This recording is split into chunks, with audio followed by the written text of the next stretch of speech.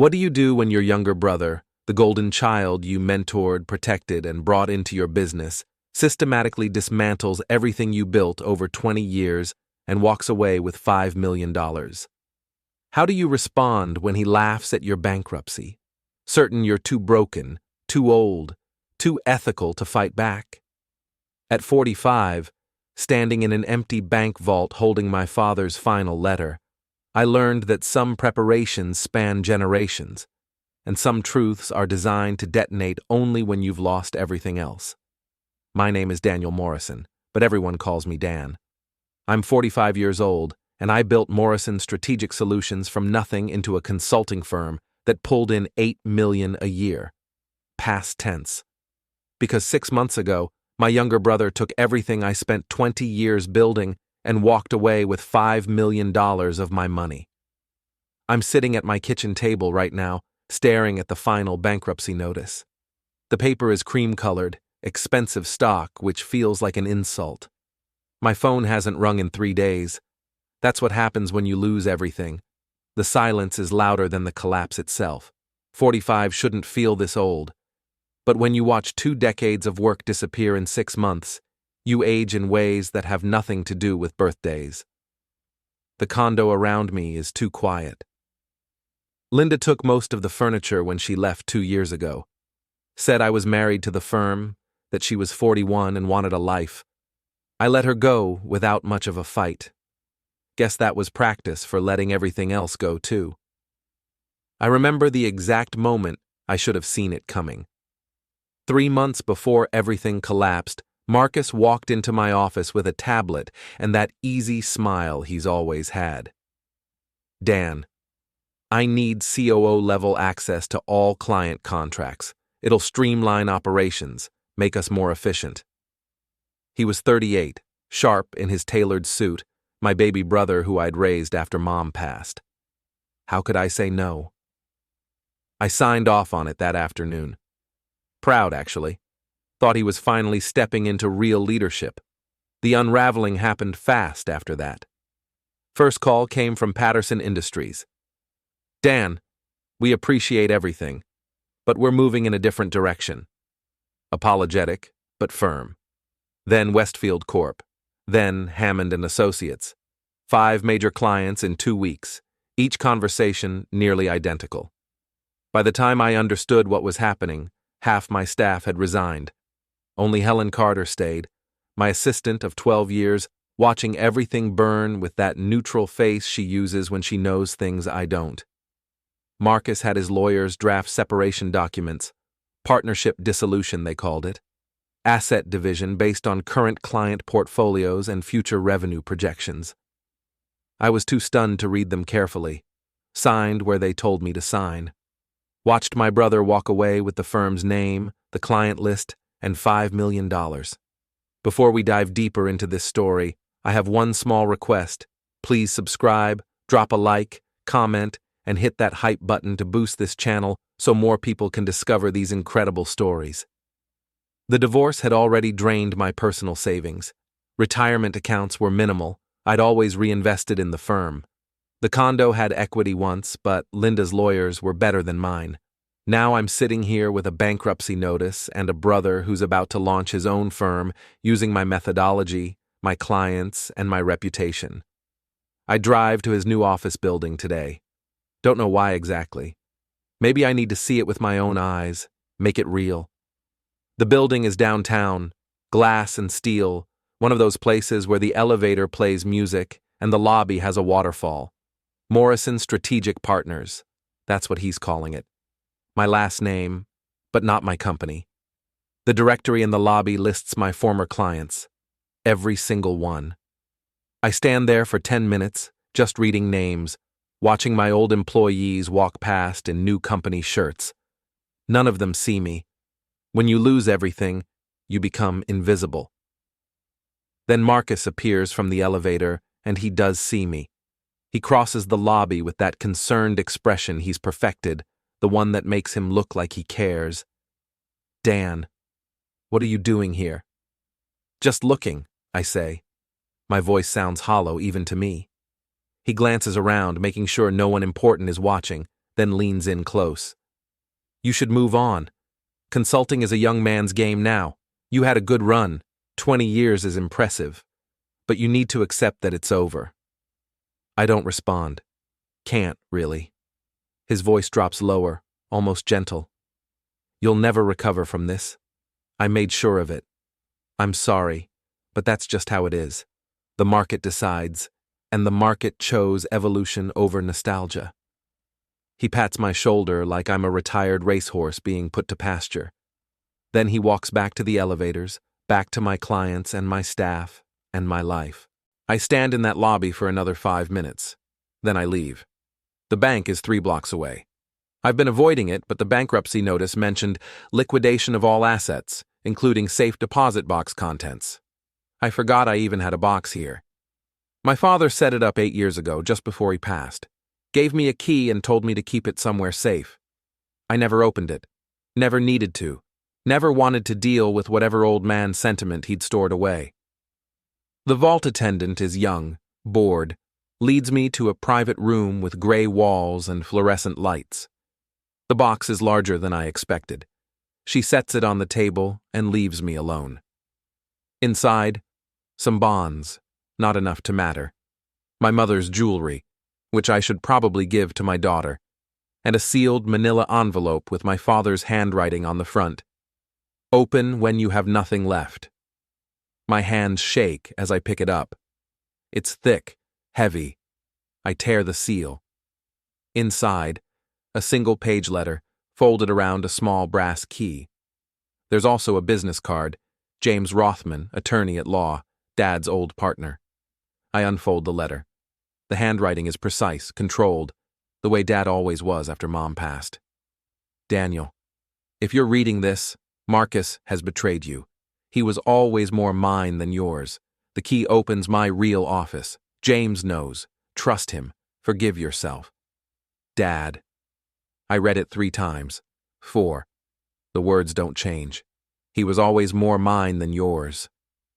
The brass key catches the fluorescent light as my hand trembles. Somewhere behind me, the vault attendant coughs politely. I realize I've been standing here, frozen for several minutes.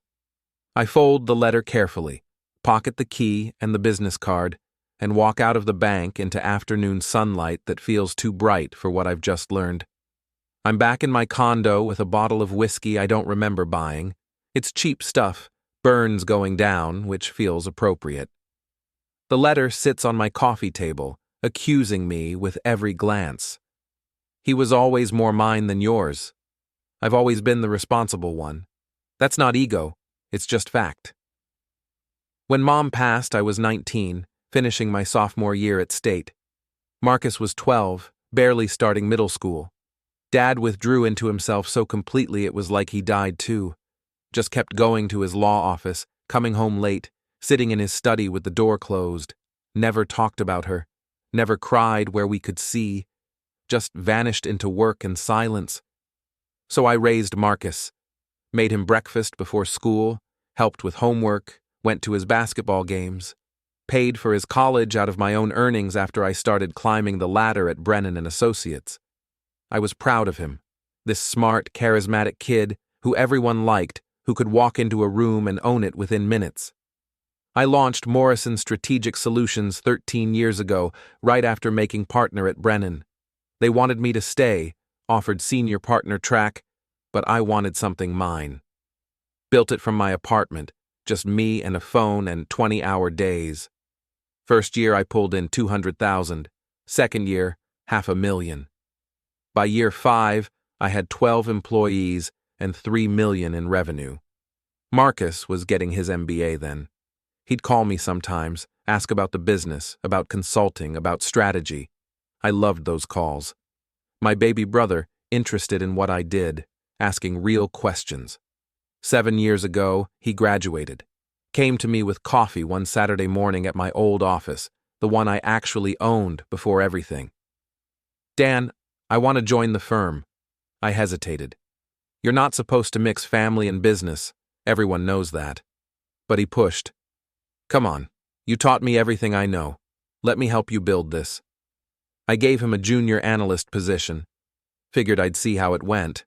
And Marcus was good. Better than good. He was excellent with clients. Had that natural charm, that ease in front of boardrooms that I'd always had to work for. Revenue jumped 20% his first year. Clients loved him. Staff loved him. He'd take them out for drinks, remember their kids' names, make everyone feel valued. 3 years in, I promoted him to senior consultant. 2 years after that, chief operating officer. He was 35, running day-to-day operations, while I focused on strategy and major client relationships. On his 36th birthday, I made him equal partner. 50-50 split on everything. But now, sitting here with cheap whiskey and my father's letter, I see the pattern I missed. Your old school methods are holding us back, Dan. That's what he started saying about 2 years ago. In meetings, casually, like it was friendly advice. Clients want young energy. They want disruption, not incremental improvement. I'd laugh it off. Young energy doesn't close 8-figure deals, Marcus. Relationships do. Exactly my point. Let me handle the relationships. You're better at the back-end strategy anyway. Then Linda left. Just packed up one Tuesday while I was meeting with a client. Left a note. I'm 41 and I want a life. You're married to the firm. I can't compete with that anymore. I found her having coffee with Marcus a week later in the cafe near our office. Just checking on you, Marcus said when I walked in. Making sure you're okay. Linda looked guilty, or I thought she did. Maybe she just looked tired of me. 6 months after that, Marcus suggested I take more time off. You've been grinding for 20 years, Dan. Let me be the face, you be the strategy. Clients don't need to see you every meeting. Trust me to handle it. I agreed. Thought it was good delegation. Thought I was building something that could run without me hovering over every detail. 8 months ago, in a staff meeting, Marcus joked, Dan's thinking about semi-retirement, not leaving, just letting me run the day-to-day more, stepping into more of a chairman role. Everyone laughed. I laughed too. Didn't correct him. It wasn't exactly true, but it wasn't exactly false either. I was pulling back. Why not let people know? Except now I realize that was the test. He floated the idea, watched everyone accept it, saw that no one pushed back, saw that I didn't push back. From that moment, he owned the narrative. I open my laptop now, Google his new firm. The website is slick, better than ours ever was. Uses my methodology, but rebranded with newer language. Dynamic strategic solutions for modern enterprises. The client list is my client list. The staff page shows every employee except Helen. I check my bank accounts, something I've been avoiding. Personal savings, drained by the separation agreement. I signed without reading carefully, trusted Marcus's lawyers when they said it was standard. Retirement accounts, minimal, because I always reinvested in the firm. Home equity, eaten by the divorce settlement. I have maybe $40,000 to my name, at 45 years old. My phone buzzes. Text from Marcus. Dad would have been proud of me. Evolution, survival. See you at the launch party. You're still invited. Below it, a video attachment. I don't want to open it. No, I shouldn't. But I do anyway. It's footage from party planning. Marcus with Linda, with his wife Melissa, with my former clients. They're toasting, laughing. Someone says, "How'd you get Dan to just roll over?" Marcus grins. He never saw it coming. That's what happens when you're soft, when you think being nice is the same as being smart. Everyone laughs. Linda raises her glass. Melissa kisses Marcus's cheek. I watch it twice. Then I delete it. But I don't delete the number for James Rothman. It's 3 a.m, and I'm sitting in my car outside Marcus's new building. Don't really remember driving here. Just found myself parked across the street, watching the upper floors through tinted glass. The lights are on. I can see movement through the windows. Marcus in the conference room with 2 people I don't recognize, gesturing at a presentation screen. Probably my presentation, my strategy, my 20 years of methodology repackaged with his face on it. I watch for an hour, watch him laugh, shake hands, point at charts, everything I built, everything I taught him. Just moved one building over with a new name and fresh paint. Something shifts in my chest. Not anger exactly, more like cold clarity. The kind you get when fever breaks and you finally see the room you've been sweating in for days. I've been passive, reactive. Let Marcus define what happened, let him control the narrative, let everyone watch me lose without fighting back. Been too stunned, too hurt, too concerned with being dignified. But Dad's letter didn't talk about dignity. It talked about trust and forgiveness, and it came with a key. I pull out my phone, open that video Marcus sent again. This time, I listened to every word. He never saw it coming. That's what happens when you're soft. I close the video, delete it permanently this time. Then I dial the number on James Rothman's card. It rings 4 times. I'm about to hang up when a voice answers. Rothman. Mr. Rothman, this is Daniel Morrison, Robert Morrison's son. Silence for a moment, then, I've been expecting your call. Took you longer than your father predicted. Can we meet? My office. Tomorrow morning, 9 o'clock. I'll tell reception to expect you. He hangs up before I can respond. I sit in my car until sunrise, watching Marcus's building come alive with my old employees arriving for work, carrying coffee, checking phones, living the professional lives I built for them. Then, I drive home, shower, put on my best suit, and head to Dad's old law firm. The building has been renovated since I was here last. Modern now, glass and chrome replacing the old brick and dark wood I remember from childhood visits. But the bones are the same. Reception is sleek, minimalist. Young woman behind the desk barely looks up. Daniel Morrison, I say. For James Rothman. She brightens slightly. Oh yes, he said to send you right up. 10th floor, corner office. The elevator still makes the same subtle grinding noise at floor 7. Some things don't change. Rothman's waiting at his door, tall, silver-haired, wearing a suit that costs more than my car. He looks exactly as I remember from Dad's memorial service, just slightly more weathered. Daniel, he extends his hand. Come in. The office is old-school beautiful. Mahogany desk, leather chairs, actual law books on shelves, photos on the wall, Rothman with Dad, younger, in front of the old building. Rothman receiving some Bar Association award, a family portrait. You look like him, Rothman says, settling behind his desk. Your father.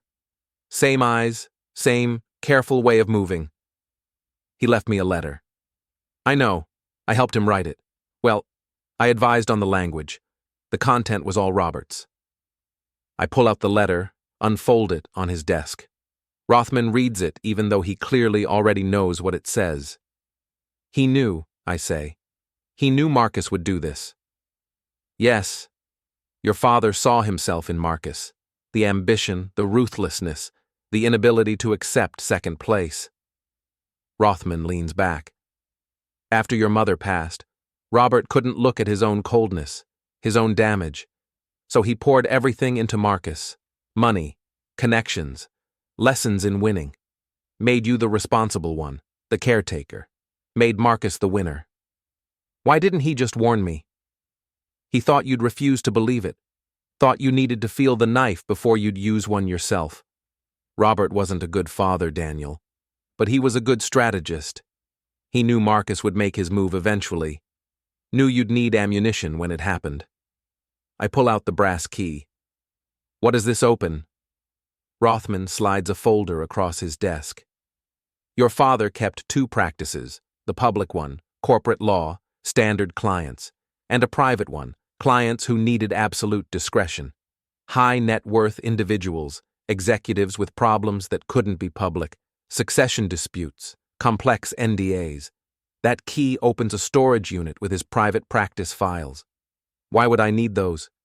Because your father left you rights to that entire portfolio, client agreements, leverage, documentation. 20 years of very powerful people owing the Morrison family favors.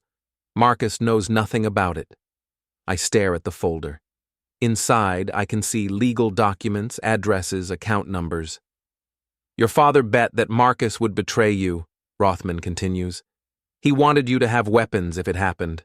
Not because he didn't love Marcus, he did in his broken way, but because he knew what Marcus was, and he knew what you are. What am I? The son who'll finish what Robert started, the one who'll use mercy as strategy and patience as a weapon. Marcus thinks you're weak, Daniel. That's his mistake. Your father spent 8 years making sure you'd have everything you need to prove him wrong. I meet with Helen at a coffee shop 3 blocks away. She's already there, sitting in the back corner, cup of tea untouched in front of her. When she sees me, she reaches into her bag and pulls out a USB drive. Everything, she says quietly. Every client file, every contract Marcus amended while you were on vacation, every email, every document, every phone log. I copied it all before I turned in my access badge. Does Marcus know?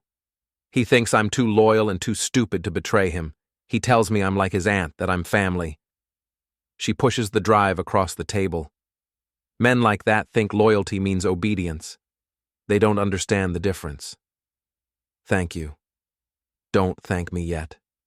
Wait until you see what's on there. He didn't just steal your clients, Dan. He lied to them. Told Patterson you were sick. Told Westfield you were stepping down for family reasons. Told Hammond you recommended him as your successor. My coffee is suddenly too hot, too bitter. And the money, Helen continues. The $5 million. 3 of it was contractually yours under the partnership agreement. He changed the terms after you signed, filed amended documents with false dates. Your signature on the amendments, he forged it. You can prove that? It's all on the drive. With timestamps, with originals, with everything.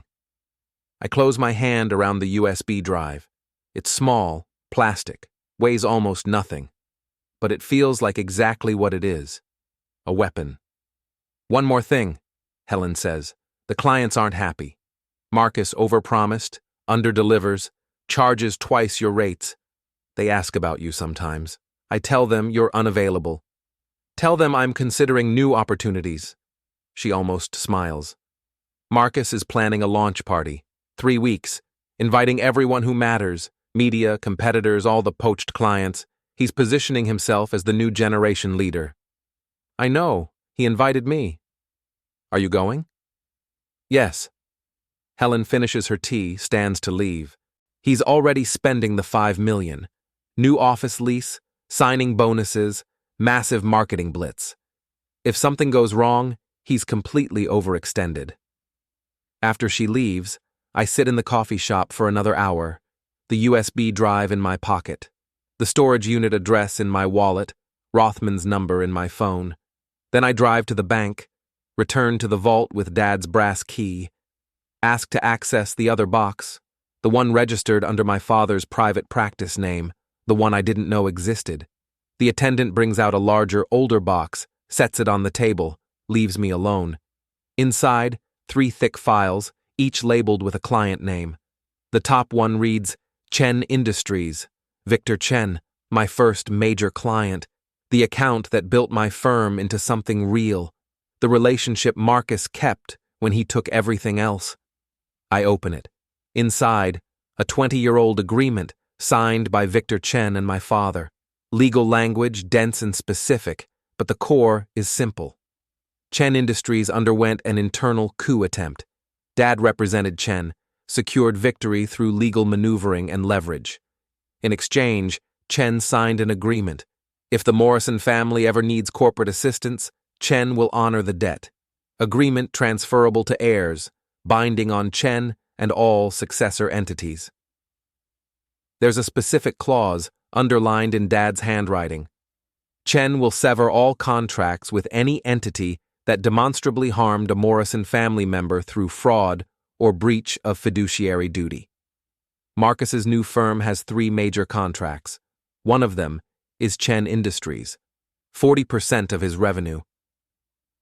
I sit in that vault for a long time, reading the agreement again and again, understanding what Dad built, what he prepared, what he knew I'd need.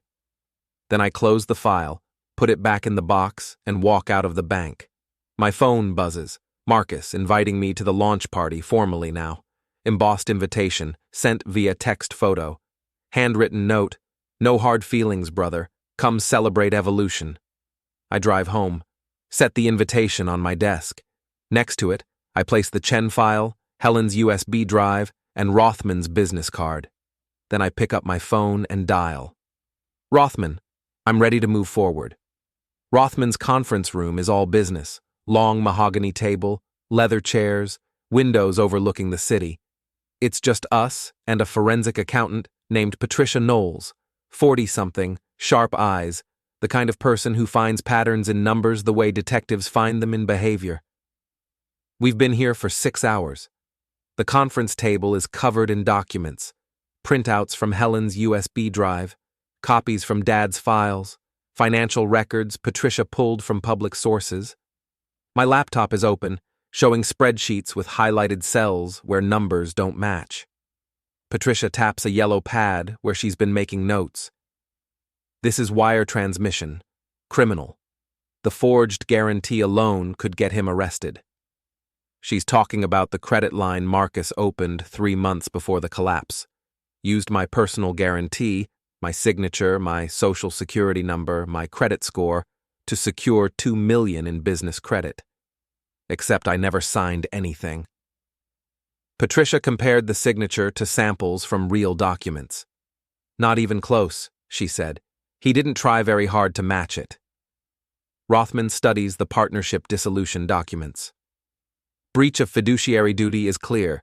He was COO, had legal obligation to act in firm's interest and in your interest as partner. Instead, he systematically misrepresented your status to clients, moved business to himself, and altered financial terms after you signed. "What about the $5 million?" I ask. Patricia pulls up another spreadsheet. $3.2 million was contractually yours under the original partnership agreement. The amended agreement he filed changed the split to 60-40 his favor, backdated the amendment, and forged your initials on the changes. The remaining 1.8 was firm assets that should have been divided equally, but he classified as client relationship capital and awarded entirely to himself. So he stole $3 million, committed wire fraud for 2 more, and breached fiduciary duty on everything else. "Yes," Rothman says simply. "We could have him arrested today." "I don't want him arrested. I want him bankrupt and exposed." Patricia and Rothman exchange a look. Then Rothman nods. "Civil complaint, then. We file for recovery of stolen funds, breach of fiduciary duty, fraud in the inducement. We also trigger the Chen agreement." I pull out Dad's file, slide it across. "Chen doesn't know about this, does he?" "No one knows except us. Your father was very careful.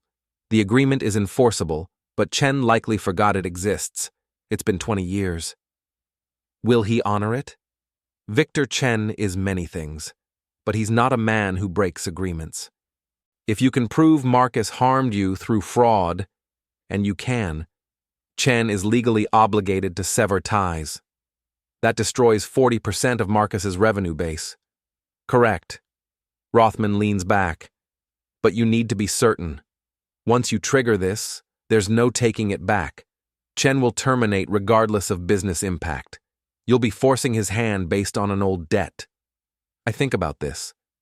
Think about Marcus in his glass tower, spending money he stole, entertaining clients he poached, building an empire on my foundation while telling everyone I was too weak to stop him. I'm certain. We spend the next 3 hours drafting documents. The civil complaint is 40 pages, backed by hundreds of pages of exhibits. Patricia's forensic analysis, Helen's emails, the forged signature, the backdated amendments, a timeline showing exactly how Marcus lied to each client, moved each account, took each dollar. Rothman drafts a separate letter invoking the Chen agreement. Formal, precise, citing section numbers and specific clauses. Include summary of evidence proving fraud and breach. We'll file the complaint, but request delay on service, Rothman says. Marcus won't know it exists until after the party. We'll also prepare copies for distribution.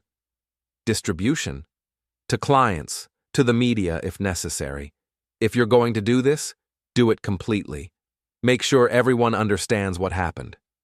I'm supposed to meet Victor Chen tomorrow. Rothman arranged it, called Chen's office, mentioned the Morrison name, got an appointment within hours. He remembers your father, Rothman had said. He'll see you. That night, I go back to my childhood home. I don't own it anymore, sold it years ago, but I tracked down the current owners, asked if I could access the garage for some old items. They're retirees, nice people, said yes immediately when I explained I just needed to check some boxes my dad had stored. The garage smells like oil and dust, same as it always did. Dad's filing cabinets are still here, pushed to the back wall. The new owners kept them because they were too heavy to move, filled with old legal files they figured weren't worth examining. I spend 2 hours going through them, find exactly what I need, Dad's personal notes, written in his cramped handwriting, documenting every investment he made in Marcus. Not just money, connections, introductions, recommendations, detailed records of teaching Marcus how to win, how to leverage relationships, how to make people trust you while positioning for their downfall. One note stops me cold. Written a year before Dad passed. Marcus lacks Daniel's conscience. This is advantage and liability. If he moves against D, the Chen arrangement becomes relevant. Have discussed with James. Daniel will resist using it. Must ensure he has no choice. Dad knew. Not just suspected, knew, and he prepared anyway. I find another note, even older. Raised D to be good. Raised M to be effective. The world needs both. But if they collide, goodness needs weapons. Effectiveness with conscience. That's what the files are for. I photograph everything, put the cabinets back in order, thank the owners, and drive home. The meeting with Victor Chen is in his executive office, top floor of Chen Industries Tower. The waiting area is all glass and minimalist art, expensive without being flashy. His assistant, professional, efficient, offers me coffee and tells me Mr. Chen will be ready shortly. I wait for 15 minutes. Use the time to review my folder one more time. Everything is here. The agreement, the evidence, the timeline. But I don't know if it'll be enough. Don't know if a 20-year-old debt means anything to a man who now runs a Fortune 500 company. The assistant returns. Mr. Chen will see you now. His office is corner suite, floor-to-ceiling windows overlooking the city. Victor Chen stands from behind a desk that probably costs more than my car. 60-something, gray hair, sharp suit, harder eyes than I remember from years ago when I first brought him on as a client. But when he sees me, something softens. Daniel, you look like your father. Thank you for seeing me, Mr. Chen. Victor, please. I owed your father everything. When I heard about your troubles, I was sorry. But Marcus assured me you were stepping back voluntarily, that you'd blessed the transition. He gestures to a chair. I assume you're here to tell me that wasn't true.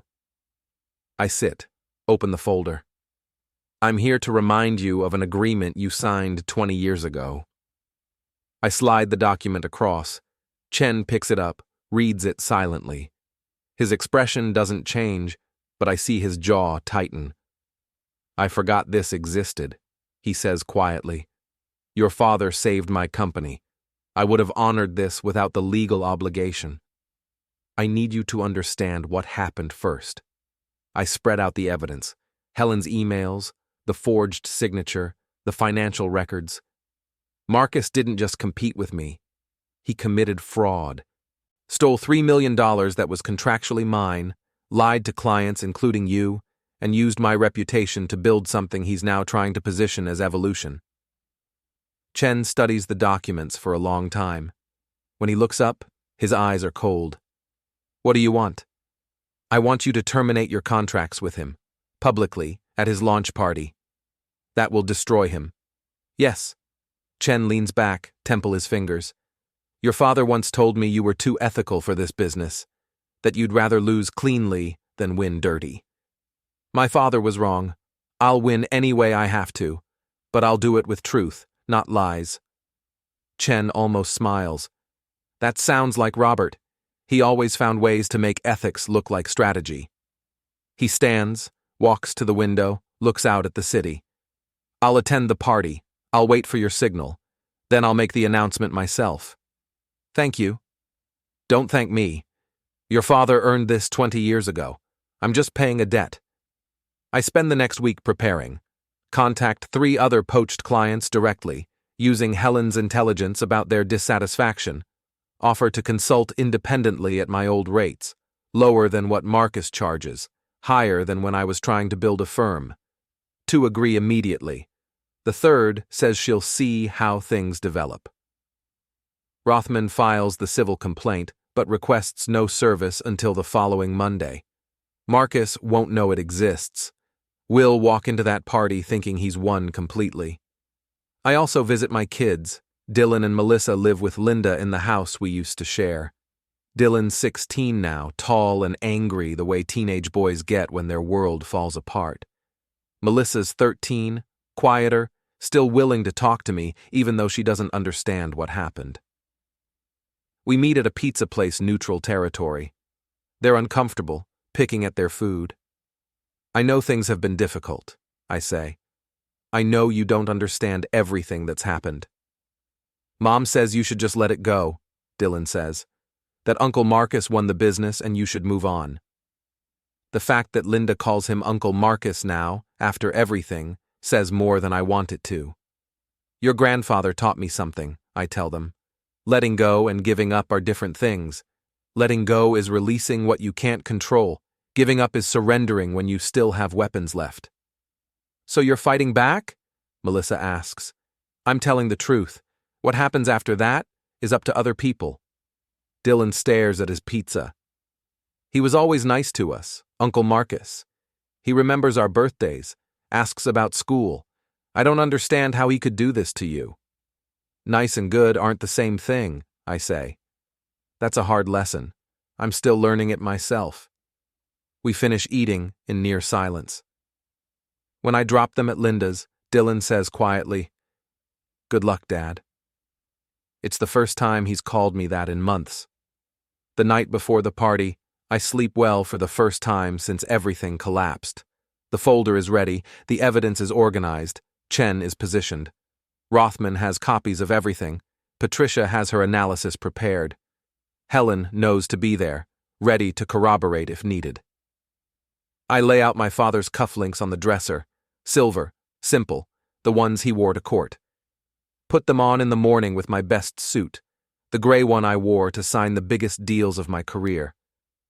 Look at myself in the mirror. 45 years old, standing in a nearly empty condo, preparing to walk into a ballroom full of people who watched me lose everything. But I'm not the same man they watched fall 6 months ago. Dad was right about one thing. You need to feel the knife before you use one yourself. The hotel ballroom is exactly what I expected. Elegant, expensive, designed to impress. Crystal chandeliers, white tablecloths, a full bar glowing with top-shelf bottles, a stage at the front with professional lighting and a podium bearing Marcus's new logo, screens on either side showing promotional videos, smiling consultants, satisfied clients, graphs trending upward. Everything I built, repackaged, and remarketed. I arrive early, before the crowd. Watch the staff do final preparations, setting out name cards, adjusting lighting, testing microphones. The guest list is impressive. Every major player in our industry, clients both current and prospective, 3 journalists from business publications, and a photographer who's already snapping shots of the room.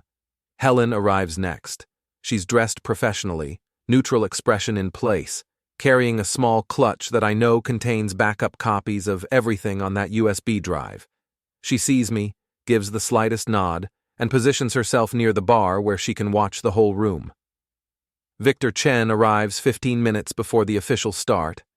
He's with 2 executives from his company, wearing a charcoal suit, expression unreadable. He doesn't look at me, but I see him note my position near the back of the room. Then the crowd starts flowing in.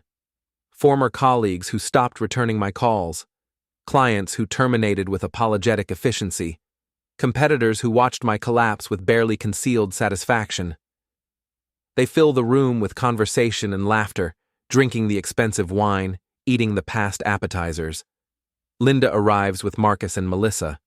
Linda looks good. Better than when we were married, actually. Less tired. She's wearing a green dress I've never seen, laughing at something Marcus says.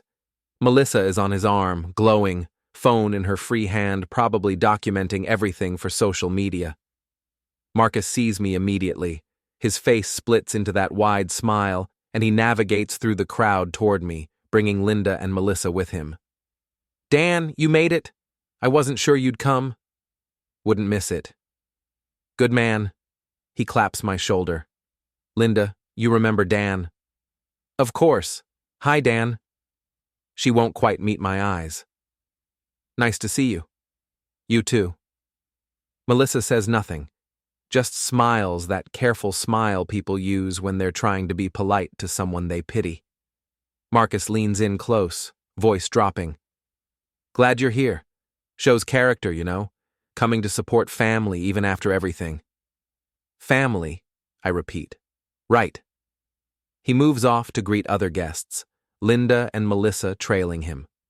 I watch him work the room, shaking hands, laughing, making everyone feel important. He's good at this. Always has been. The charm is real, even if everything underneath it is calculated. Rothman arrives 5 minutes before speeches are scheduled to start. He positions himself near the side door, gray suit blending into the background, folders in a leather bag at his side. 7 o'clock. The lights dim slightly. A staff member asks everyone to take their seats. The room settles into expectant silence. Marcus takes the stage. The spotlight hits him perfectly. He looks powerful standing there, confident, successful, everything a modern consultant should be. Young enough to be energetic, old enough to be credible. The screens behind him cycle through images of his team, his office, his clients. "Thank you all for coming," he begins, voice strong, clear, projected perfectly. 3 months ago, I made the hardest decision of my professional life. I left the firm my brother built to start something new. Not because Morrison Strategic Solutions wasn't successful, it was, but because I saw an opportunity to push consulting into the next generation. Applause. Polite, encouraging. The old model was about relationships, about slow strategic development, about careful incremental growth. And that worked. For 20 years, it worked. But the world has changed. Businesses need speed now. They need disruption. They need consultants who understand that evolution isn't optional. More applause. Some nods from the audience. That's what Morrison Strategic Partners offers. We took the foundation Dan built, and it was a strong foundation. And we evolved it, made it faster, sharper, more responsive to modern needs. He's rewriting history smoothly, making the theft sound like innovation. I'm grateful to my brother for teaching me the basics, for showing me what consulting could be. Dan had a good run. 20 years is impressive. But it's time for new leadership, time for new ideas, time for evolution. He pauses, scanning the room. Finds me in the back. Smiles. "Dan's here tonight. Let's hear it for him. The old guard, the foundation builder, the man who showed me what was possible." Patronizing applause. A few people turn to look at me. I don't react, don't stand, don't acknowledge it. Marcus continues. "Some people can't adapt. They get stuck in their methods, their relationships, their comfort zones. And that's okay. The market decides, and you all decided. You chose evolution. You chose the future." He raises a glass from the podium. "So here's to the future, to Morrison Strategic Partners, to all of you who believed in this vision." Everyone raises glasses. The energy in the room is celebratory, excited. Marcus has them. Then I start walking toward the stage. No rush, no drama. just steady movement through the tables, between the chairs, across the open floor. Every step is deliberate, controlled. I'm wearing my father's cufflinks, carrying nothing but the truth. People notice. Conversations pause. Marcus sees me coming, and for a second, just 1 second, confusion crosses his face. Then he recovers, puts the smile back on. Dan? Want to say something? I take the microphone from his hand. He doesn't resist, probably thinks I'm going to congratulate him, play the supportive older brother one last time. I turn to face the room, 300 people watching. The lights are hot, the silence absolute. Yes, I say calmly. Just a few facts everyone should know before they commit further.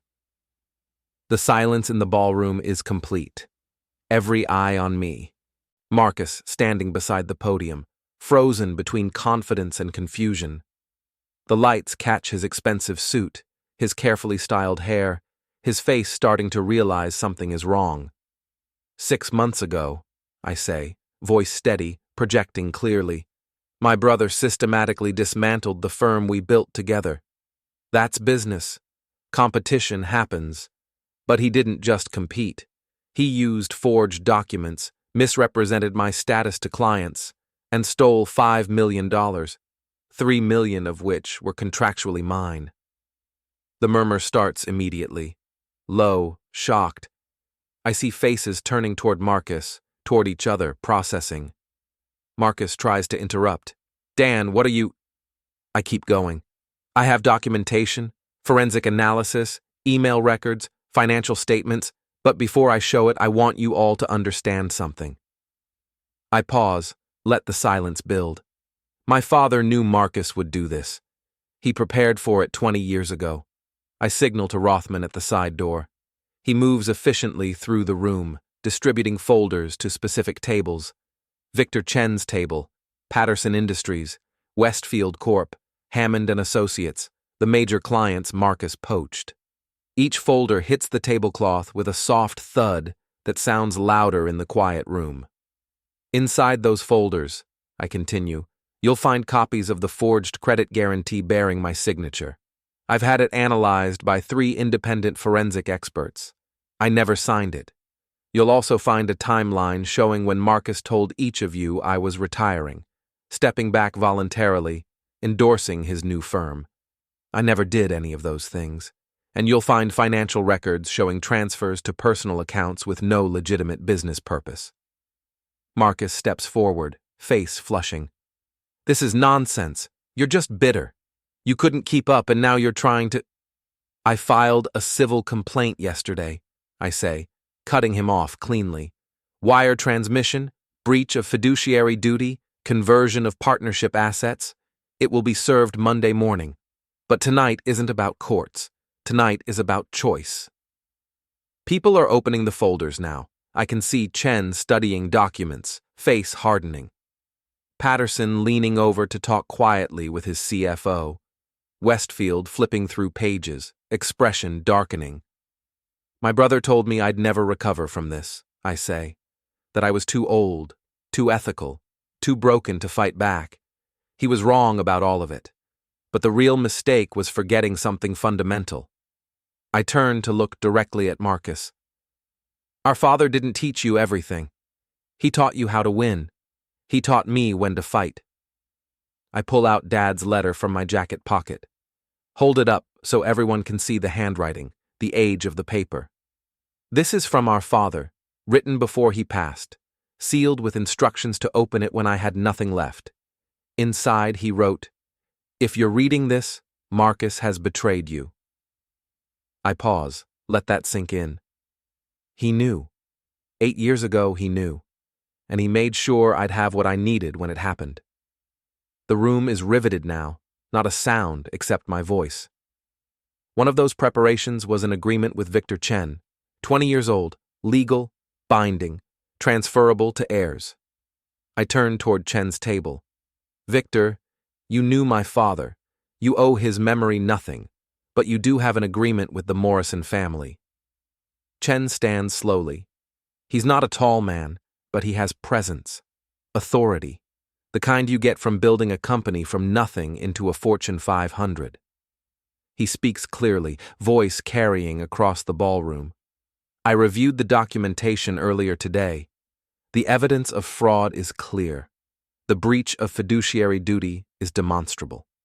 Under the terms of my agreement with Robert Morrison, an agreement I signed 20 years ago after he saved my company, I'm legally obligated to act. He pauses, looks directly at Marcus. Effective immediately, Chen Industries is terminating all contracts with Morrison's strategic partners. Our legal team will contact you Monday regarding transition arrangements. The reaction is immediate. Gasps, sharp intakes of breath. Chen's contract represented 40% of Marcus's revenue. Without it, his firm is crippled. Marcus has gone pale. Victor, wait! We can… There's nothing to discuss, Chen says coldly. Your contract was built on a lie. I don't do business with people who forge documents and misrepresent reality. I take control again. 2 other clients have already agreed to move their business back to me. Patterson Industries and Westfield Corp met with me this week. They were unhappy with the service they've been receiving, unhappy with costs that doubled, unhappy with promises that weren't kept. Patterson stands at his table. We signed with Marcus under false pretenses. We were told Dan endorsed the transition and would be available for consultation. That wasn't true. We've already retained Dan directly. Westfield's CEO nods. Same. We're terminating next week. That's 70% of Marcus's client base. Gone. Just like that. Marcus is standing motionless now, processing, trying to find a response. His wife Melissa looks stricken. Linda has her hand over her mouth. You told everyone I was soft, I say, speaking directly to Marcus now. That being nice was the same as being weak, that I'd never fight back because I didn't have it in me. But you confused ethics with passivity. You confused patience with defeat. And most importantly, you forgot that Dad raised us both. He taught you to win at any cost. He taught me to win when it matters. I placed the microphone back on the podium.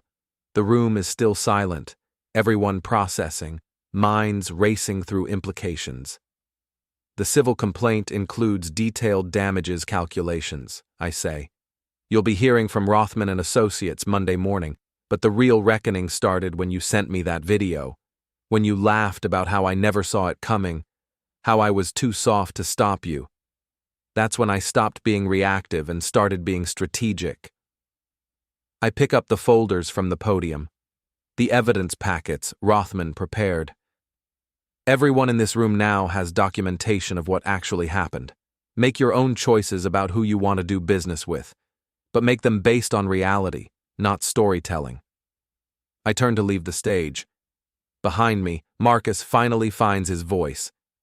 You can't do this. You can't just destroy… I stop, turn back. I'm not destroying anything. I'm revealing what was always there. You built your firm on fraud and lies and stolen money. It was always going to collapse. I'm just controlling the timing. The room erupts then. Voices, movement, chairs scraping, Marcus arguing with Chen, Melissa on her phone frantically, Linda staring at the table, journalists taking notes rapidly, competitors leaning together whispering, former clients reviewing documents, faces hardening. I walk through it all calmly. Helen catches my eye from near the bar, gives the smallest nod of approval. Rothman is already packing up his materials, job complete. At the door, I hear someone say, "Did he just tank this entire company?" Someone else responds, "No, Marcus tanked it when he forged those signatures. Morrison just made sure everyone knew." I walk out of the ballroom, through the hotel lobby, into night air that feels cleaner than it has in months. My phone buzzes. Dylan. Was that real? The stuff about Uncle Marcus? I type back, "Yes, every word. I'll explain everything when you're ready to hear it." Another buzz. One of the former clients I'd contacted. "I want to meet Monday. Let's discuss terms." Another. A competitor. "Heard what happened. Respect. Coffee sometime?" I get in my car, sit in the driver's seat, hands on the wheel. In the passenger seat, Dad's letter, Chen's agreement, Helen's USB drive. The three pieces that rebuilt everything. Through the hotel windows, I can see people streaming out. Marcus in the center, surrounded, gesturing frantically. Melissa crying. Linda standing apart, alone. Journalists interviewing people, cameras flashing. My phone keeps buzzing, messages, calls, emails pouring in. I start the engine. Behind me, the hotel shrinks in the rearview mirror. Just another building full of people learning expensive lessons about underestimating quiet men who wait for the right moment. The light ahead turns green. I drive forward into empty streets, the chaos contained behind me, the future suddenly full of possibilities that didn't exist 6 months ago. Marcus said I'd never recover. He was wrong.